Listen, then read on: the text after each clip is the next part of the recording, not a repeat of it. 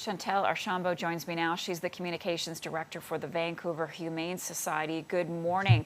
So let's start by getting your reaction to these wolves escaping the zoo.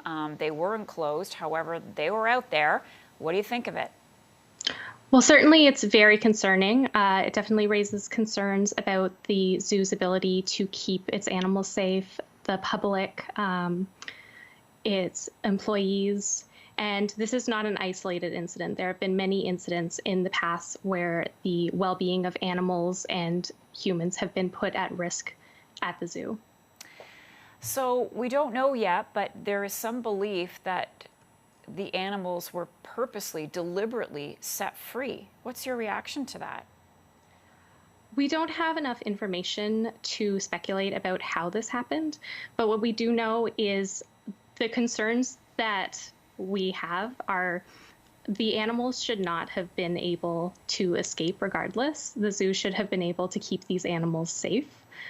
And the fact that it's a pattern of incidents in which many animals have been put at risk over the years is very concerning. Do you think that the public safety was at risk with these animals on the loose? Wolves are a wild animal. They're not a domesticated species, so they'll follow their natural instincts and engage in their natural behaviors. Typically, wolves will not be a threat to humans, but their behaviors are also not always predictable to humans, and they're simply being wolves. But it is an important reminder that these are wild animals, and they have complex needs that the zoo isn't necessarily equipped to meet. Your organization has levied allegations of cruelty against this zoo. Chantelle, what are your concerns?